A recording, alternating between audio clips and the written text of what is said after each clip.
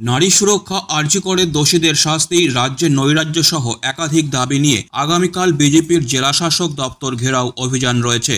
আর তার আগে জলপাইগুড়ি জেলা প্রশাসনের উদ্যোগে আঁটোসাঁটো করা হচ্ছে প্রবেশপথ। বাঁশ ও লোহার ব্যারিকেড দিয়ে মুড়ে ফেলা হচ্ছে জেলাশাসক দপ্তরে যাওয়ার রাস্তাটি, যাতে কোনোভাবেই ভেতরে বিজেপির কর্মী ও সমর্থকরা ঢুকতে না পারে। প্রোগ্রেসিভ ইউনাইটেড ইঞ্জিনিয়ার্স অ্যাসোসিয়েশনের 10তম প্রতিষ্ঠাবার্ষিকী উপলক্ষে রক্তদান শিবিরের আয়োজন করা হলো রবিবার জলপাইগুড়ি শহরের কিং সাহেবের ঘাট সংলগ্ন পিডব্লিউডি ইন্সপেকশন বাংলো প্রাঙ্গণে। শিবিরে উপস্থিত ছিলেন বিধায়ক খগেশ্বর রায়, জেলা পরিষদের সভাধিপতি কৃষ্ণা রায় বর্মন, পুরমাতা পাপিয়া পাল সহ অন্যান্যরা।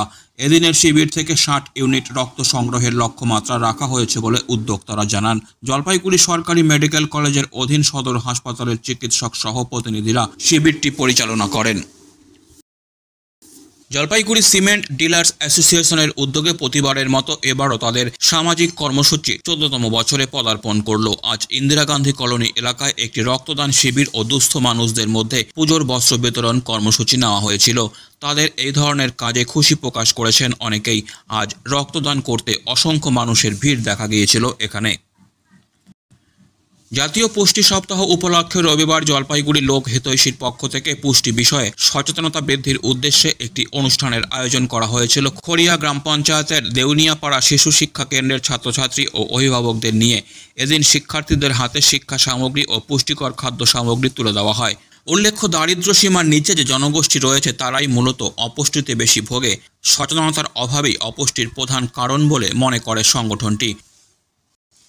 শ্রীকৃষ্ণের জন্মদিনের 6 দিন পর 6 ষষ্ঠী অনুষ্ঠানের আয়োজন জলপাইগুড়িতে। এদিন শহরের নয়াবস্তিতে অবস্থিত লক্ষ্মীনারায়ণ মন্দিরে বিভিন্ন পুজো অর্চনার সাথে সাথে বিতরণ করা হয়েছে খিচুড়ি। প্রতি বছরের মতো এবারও লক্ষ্মীনারায়ণ মন্দিরে অনুষ্ঠিত হয় 6 ষষ্ঠী। জলপাইগুড়ি সোনাউল্লাহ বিদ্যালয়ের 1975 সালের ব্যাচের তরফে আজ একটি সম্বর্ধনা অনুষ্ঠানের আয়োজন করা হয়েছিল মোহরিপাড়া সিনিয়র সিটিজেন পার্কে।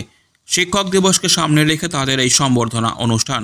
1975 সালের ব্যাচের ছাত্ররা জানিয়েছেন, আজ 5 জন অবসরপ্রাপ্ত সোনাউল্লাহ বিদ্যালয়ের শিক্ষককে সম্বর্ধনা দেওয়া হয়। তাদের হাতে ফুল, মোমেন্টো তুলে দিয়ে ও উত্তরীয় পরিয়ে সম্বর্ধনা দেওয়া হয়। এই ব্যাচের বিকাশ দাস জানিয়েছেন, এই ধরনের শিক্ষকদের সম্বর্ধনা দিতে পেরে আমরা খুবই খুশি। আগামীতেও তাদের পাশে থাকব। Disclaimer. This channel may not promote any violent, harmful or legal activities. All content provided by this channel is meant for an educational purpose only.